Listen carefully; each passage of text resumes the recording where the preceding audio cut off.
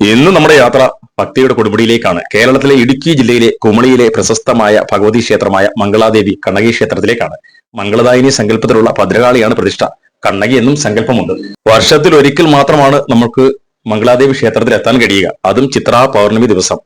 17 kilometre വനത്തിൽ കൂടി മുകളിലേക്ക് യാത്ര ചെയ്യണം. അതും ഓഫ് റോഡ് യാത്രയാണ്. ജീപ്പുകൾ ധാരാളമുണ്ട്. അതുപോലെ തന്നെ വന്യമൃഗങ്ങളുള്ള ധാരാളമുള്ള സ്ഥലമാണ്. പെരിയാർ ടൈഗർ റിസർവ് എന്ന് പറയുമ്പോൾ നിങ്ങൾക്ക് എല്ലാവർക്കും അറിയാം. കടൽ നിരപ്പിൽ നിന്നും 4000-ഓളം അടി ഉയരത്തിലാണ് ഈ ക്ഷേത്രം സ്ഥിതി ചെയ്യുന്നത്. അതായത് 2000 വർഷത്തോളം പഴക്കമുള്ള ക്ഷേത്രമാണ്. പാണ്ഡ്യരാജാവായ ചേരൻ ചെങ്കുട്ടുവൻ സ്ഥാപിച്ചു എന്നൊക്കെ പറയുന്നുണ്ട്. കേരളത്തിലെ 108 ദുർഗാലയങ്ങളിൽ ഉൾപ്പെട്ട ക്ഷേത്രമാണിത്.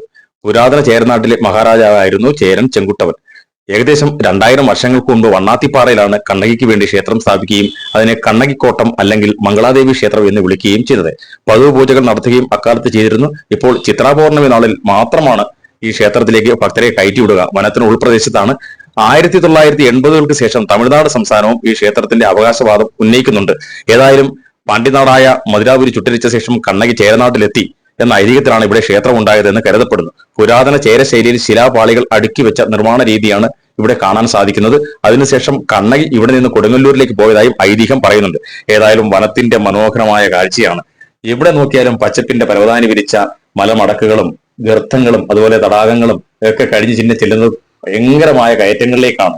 മൊട്ടക്കുന്നുകളുടെ ആ പച്ചപ്പിൽ ഇങ്ങനെ ആനകളും കാട്ടുപോത്തും ഒക്കെ മെയ്യുന്നത് നമുക്ക് കാണാൻ കഴിയും. അത് രാവിലെയുള്ള യാത്രയായതിനാൽ പുലർച്ചെയുള്ള സൂര്യപ്രകാശത്തിന്റെ ആ ഒരു ഷോണിമ നമുക്ക് ഇങ്ങനെ നമ്മുടെ മനസ്സിലേക്ക് കടന്നു കയറും. അത്രയ്ക്ക് മനോഹരമായ വനദൃശ്യങ്ങളാണ്. മനുഷ്യവാസമില്ലാത്ത കൊടും കാടിന ഉള്ളിലൂടെയുള്ള ഈ യാത്ര ക്ഷേത്രത്തിന്റെ അടുത്ത് എത്തുമ്പോൾ തന്നെ നമുക്ക് വല്ലാത്തൊരു അനുഭൂതിയാണ് ഉണ്ടാവുക. തമിഴ്നാട്ടിൽ നിന്നുള്ള ശൈവമതക്കാരായ ചോള മറോപ്പടയുടെ ആക്രമണത്തിലാണ് ഇത് പണ്ട് നശിപ്പിക്കപ്പെട്ടത് എന്ന് പറയപ്പെടുന്നുണ്ട്.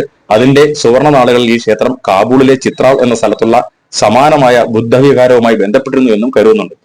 ഏതായാലും കൂടുതലൊന്നും പറയാനല്ല. കാരണം ഈ കാണിക്കുന്ന വിഷ്വലുകൾ കാണുമ്പോൾ നിങ്ങൾക്കറിയാം അതിന്റെ കാഴ്ചയുടെ മനോഹാരിത. അതുകൊണ്ട് ഗ്രീൻ മീഡിയ വിഷൻ യൂട്യൂബ് ചാനലിൽ മൊത്തമായുള്ള വീഡിയോ ഉണ്ട് കണ്ണകി ക്ഷേത്രത്തിന്റെ ചരിത്രം മുഴുവൻ. അത് കണ്ടിട്ട് നിങ്ങൾ അഭിപ്രായങ്ങൾ പറയുക.